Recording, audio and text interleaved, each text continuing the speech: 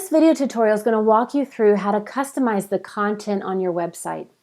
In two different video tutorials, we've shown you how to customize the settings of your website and also how to set up the theme of your template. This one's going to walk you through how to actually customize the content. Let me show you what I mean. I'm going to change screens here, and now you're going to see a sample website. I've highlighted the text on this website that's on the page. So I just want to make a quick distinction, because on your website you have a page which actually has the content that's displayed on your website, and then you have menus which you'll see listed across the top. The menus are those things, the labels that somebody clicks on. The page is the actual content that displays on the web page itself.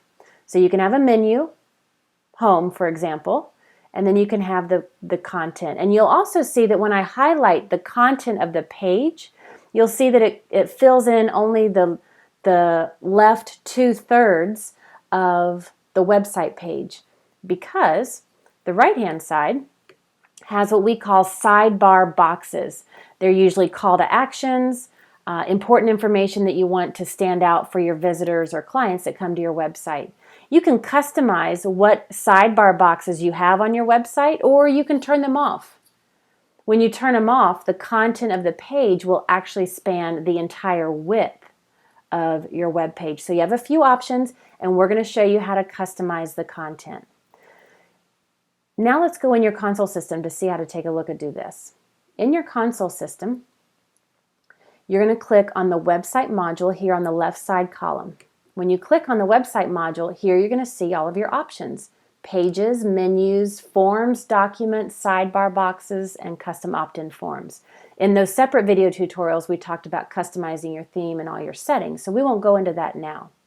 But right now I want to talk about menus and pages. We recommend to start with pages because you can create a page, not link it to a menu, and then nobody can see that page, so it's kind of a work in progress. Once you click on pages, you'll see the listing of all your pages here. Now in this training account, I already have created a lot of pages. You might only have a few pages when you first go to this, but you can have as many pages as you want. In the upper right, you can click Add a New Page. You can preview your website to see how it looks at any time. And you'll also see a status column with the gold lock. The gold lock indicates that that particular page, in this example, new client instructions, that particular page that has a gold lock indicates that it can only be viewed by people that have logged into your private client website. So any contact in your Coach's Console system that has a username and password, and when they log in and they've been given permission to access this page, only those people will see that page with the gold lock. The other pages without the gold lock, those are public pages, and any visitor to your website can see that page as long as it's connected to a menu. And then you'll see the option where you can edit or preview that page at any given time. I'm going to go ahead and edit this page and walk you through some of the details here. The very first thing you'll see whenever you create a new page or edit a page is the page title. And you'll see that I've already entered this page title, Attention Small Business Owner. Now keep in mind that whatever you enter into this field is going to display on the website. Let me show you what I mean. I'm going to switch screens again, and you'll see a sample website page.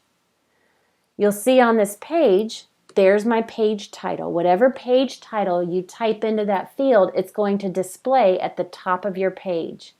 And then below the page title, the page content will display however you type in and format that page content.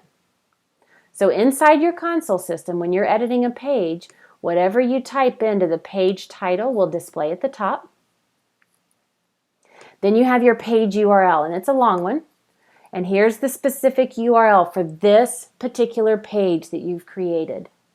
Sometimes you might need to direct people to a page. Maybe you don't want that page to have a menu on your website. Maybe it's just a sales page for a promotion, and you want to include this link in a promotional campaign or on a sales page, or you want to email this to a certain person that you want them to see the content on this page.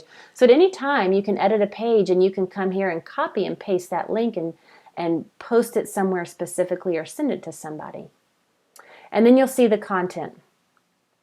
And here's that content of the page that I was just showing you. And you can use the content editor to format, whether it's formatting the text, whether it's changing the font size or style, whether you want to add graphics and images, videos, insert hyperlinks.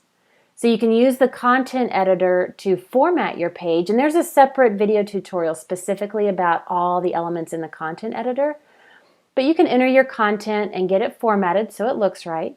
And once you scroll down past where you enter the content, then you can customize what sidebar boxes display to the right of the page content. Remember that sample I just showed you? Let me show it to you again just so you can keep this in mind. I'm going to switch screens. Here's that sample page. Here's the page title and the page content. And then on the right-hand side, here's my sidebar boxes. And if I scroll down on the right-hand side, I'll see there's my free report, or it might be a newsletter. It might be a newsletter opt-in for you. There's my complimentary consultation sidebar, testimonials, and so on. So I can customize what sidebar boxes I want to display down the right side column. So back in my console system, when I'm editing the page,